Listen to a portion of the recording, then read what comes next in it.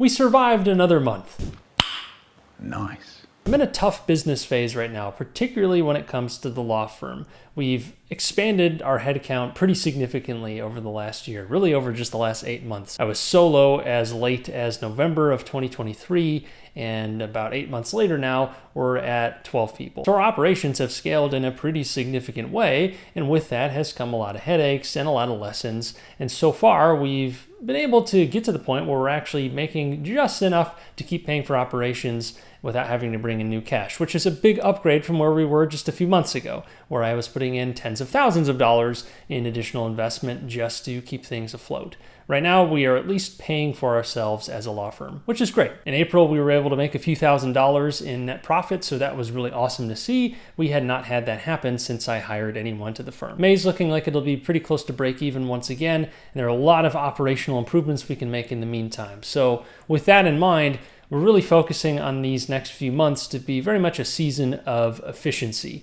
Not really looking to grow headcounts in any material way, not really looking to expand marketing spend in any significant way either. Really just looking to take the team that we currently have and trying to really optimize from there, really make sure we have our feet under us so that when that happens, we are on firm footing to actually move forward again with confidence. And we're planning to focus on improving a few areas right now. One of those would be the intake side of things. So that would be really our top of funnel. Our marketing, we probably won't touch a whole lot since that seems to be doing quite well, bringing in a significant number of leads each month, but it's really more in that next step right below that, and that is actually converting those leads. We do an okay job. I find myself doing a lot of the selling right now, and I really want to get our team empowered and educated to be able to sell as well or better than I have been doing, and that would really make our whole team a lot more resilient that way, since it won't be relying so heavily on me to close new clients. We're off to a decent start there, but we really need to be doing a lot more active coaching and feedback for all of our intake team,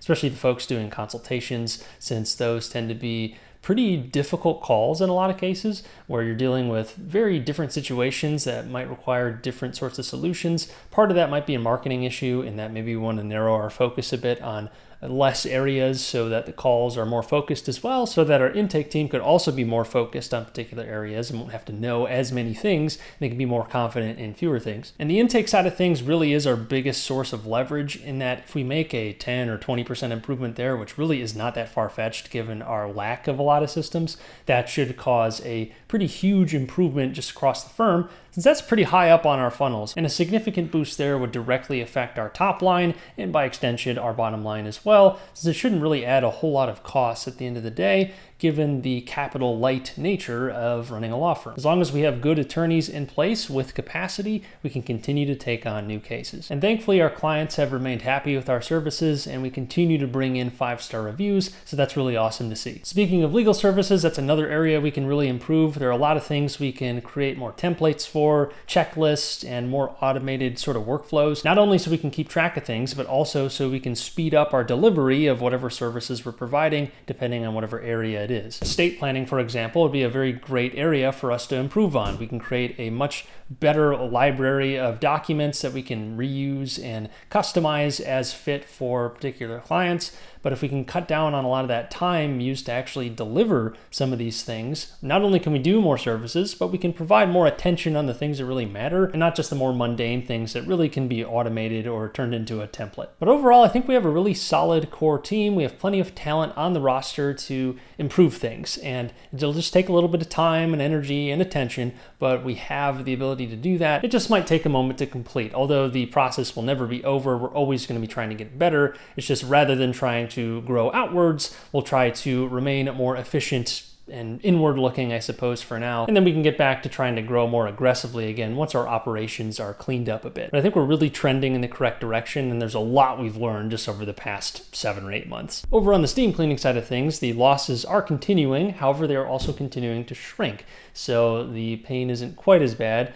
as it has been in previous months. So the new manager is doing a great job in actually going out and getting new business and trying to expand revenues with our current cost structure. So we're not looking to expand headcount in some huge way or add a bunch of expenses in one area. He's done a really good job of actually driving new revenue without blowing out the expenses. So we'll see if we can continue that trend and actually get us in a profitable state in the coming months. With that said, let's go ahead and get into this month's net worth numbers. As a reminder, last month our net worth was just over $103,000. As always, let's start with the good stuff, the assets. The most significant changes here were that I ticked down the balance of the steam cleaning business a bit more, writing off a little bit more goodwill, and I ticked up the value of the Chicago Rental 1. That property's probably worth closer to $210 or even $220, depending on who you're asking. It's a little bit tricky to value because of the type of unit it is, but I think this is more on the conservative side for valuation by a pretty significant margin. But regardless, I'm not looking to sell it. It continues to produce cash flow, and we just re-rented it for a slightly higher rate with our current tenants who have been in there for a little while now. So it's good to see that one just plugging along and doing what real estate does. On a similar note, our other Chicago rental just re-rented as well, and we actually got to do a pretty significant rent increase there. So we're making a couple extra $100 per month. So that's nice to see as well. But otherwise, not much else has changed on the asset side of things. So our total assets are at just over $1.21 million. And now on to liabilities. Like many previous months, we made all of our minimum payments on the loans, so the balances were ticked down a bit, and we didn't add any new balances this month, so that's always a great thing. And if we head on over to the debt paydown tracker for the year, we paid off about $3,500 in principal compared to last month, so our cumulative paydown for the year is at negative $35,000, which means our balances grew by about $35,000 in 2024 so far. Still have a good 7 months to go to try and turn that around, and as long as things go like I would think they could go with the law firm in the coming months here, I think we could really start to take some pretty big shots at these debt balances, which would be really awesome. That's my number one priority after we get things in a really solid spot with the law firm. But in total, that leaves us with just over $1.1 million in liabilities, which means our net worth has increased to just over $107,000, which is an increase of $3,700 from the previous month. Our debt ratio is an eye-watering 91.19%, but our passive income has increased up to $800 per month